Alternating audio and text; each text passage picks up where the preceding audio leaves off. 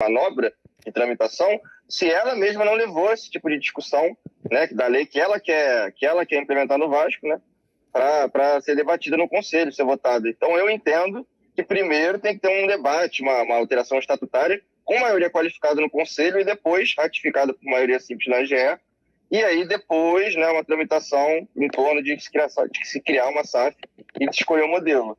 Como você entende essa questão da tramitação? Você entende, eu entendo, o Jefferson entende, e eles todos entendem a mesma coisa que você entende. É que eles não querem fazer. Você acha que eles entendem diferente de você? Eles entendem rigorosamente igual do jeito que você entende. Só que eles, para tentar bypassar o quadro social, têm que contar a história. É claro que é uma alteração estatutária, inclusive está no regimento interno da Assembleia Geral de 2019. Artigo 2º, inciso 2. É claro que é uma alteração estatutária que tem que passar. Se fosse uma adequação à lei que fosse obrigatória, aí você poderia, não, isso aqui você está só se adequando à lei, porque é uma obrigação.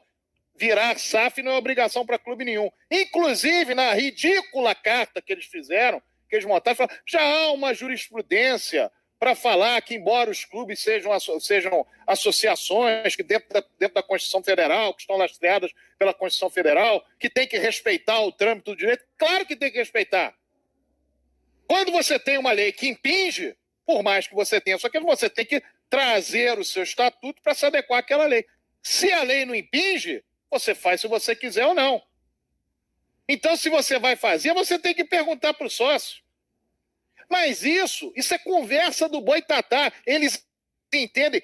A carta deles é uma demonstração clara do que eles querem fazer. É uma carta cheia de inverdades.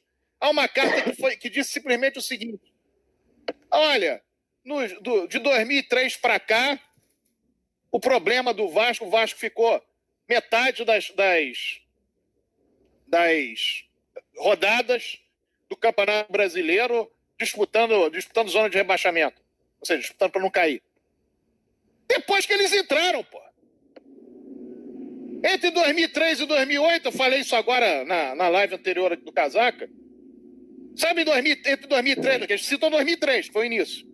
Entre 2003 e 2008, sabe quantas rodadas o Vasco teve na zona de rebaixamento? Menos que Flamengo, que Fluminense, que Botafogo. Se fizer uma proporção, considerando os jogos que não foram anulados, os jogos que foram anulados em 2005, se você desconsiderar essa anulação, dá 14 rodadas. Se você considerar a anulação, dá 6 rodadas. Sabe qual é o percentual disso? 6% ou a metade disso, ou próximo da metade disso. O Vasco, até esses incompetentes chegarem lá, e o seu Jorge Salgado estava junto dando apoio, seu Vitor Roma estava lá junto dando apoio, seu Fábio Xerene Jasso estava lá desde o início, seu Carlos Roberto Osório estava lá dando apoio, estava lá no conselho, todos eles estavam lá. Antes deles chegarem, era essa situação. Antes deles chegarem, a realidade do Vasco era outra. Eu acho muito engraçado e curioso quando alguém fala de 2 décadas, fala de 20 anos. Eu acredito que as pessoas saibam contar. O Vasco não vive num aquário sozinho. Em junho de 2008, considerando apenas o século XXI para tirar a Série C do Fluminense de 99, já haviam caído de divisão Atlético Mineiro, Botafogo, Corinthians, Grêmio e Palmeiras. Haviam precisado do resultado da última rodada, o Flamengo 2 vezes, 2001 e 2004, o Internacional em 2002, o Fluminense em 2003. E o Vasco? O Vasco, quando eles entraram, estava 108 rodadas fora do Z4, ou seja, sem frequentar o Z4. O Vasco jamais havia estado no Z4 no segundo turno de qualquer desses campeonatos. 2003, 4, 5, 6, 7, até quando o Eurico Miranda saiu em 30 de junho de 2008. O Vasco jamais havia precisado do resultado das últimas 2 rodadas, matematicamente, dos resultados das 2 últimas rodadas do Campeonato Brasileiro, para se manter na primeira divisão. Então, eles entraram e começaram um processo. E eu gosto sempre de lembrar que o Eurico Miranda, em 2011, portanto, há 11 anos, numa reunião na Casa dos Poveiros, política, disse que do jeito que eles estavam fazendo com o Vasco, eles iam chegar num determinado momento e dizer: agora só resta vender, porque não tem outra solução. Exatamente o que eles estão dizendo hoje. Porque eles atocharam em dívida do Vasco mais de 600 milhões de reais como MUVI. E não tem solução. Pior, quem tem solução eles não querem dentro. Quais são as razões de você vender se você tem outras soluções? Quais são as razões de você ter uma subsidiária se você pode, com o clube e associação civil, sem subsidiária, resolver os seus problemas? Quais são os motivos? São inconfessáveis ou são confessáveis? E outra coisa, dizer que o Grupo Amarelo não está participando disso, é claro que está. É claro que está. Quer vender da mesma maneira. Fica de conversa fiada para cá, conversa fiada para lá. Se for na hora de votar, vai achar sempre como... Vai fazer como normalmente faz. Vai achar uma justificativa para dizer que é a favor. E que história é essa de voto simples? É claro que o voto é qualificado. Um troço desse tamanho é voto simples. Você tem voto qualificado para tomada de crédito. Você tem voto qualificado para exclusão de sócio, tem voto qualificado aí por uma questão lá de 1979 para resgate de título patrimonial, tem voto qualificado para reforma do estatuto. Você vai fazer uma subsidiária, vai ter um outro CNPJ, o Vasco vai ter vai ficar com uma outra configuração, a possibilidade de uma outra configuração, e isso é maioria simples. E o sócio não tem que participar. Por isso que eu digo, Eduardo, a tua opinião, a minha opinião, a opinião do Jeff e a deles é a mesma, é questão de onde eles estão. Pede para eles estarem do outro lado e alguém dizer isso. Vão ser os primeiros a gritar, a subir nas tamancas. Agora, como não estão, como estão lá dentro, quero saber por que razões me parecem confessáveis, porque quando você diz, eu sou incompetente para captar, eu não vejo possibilidade, e você permanece, depois do que foi feito para entrar,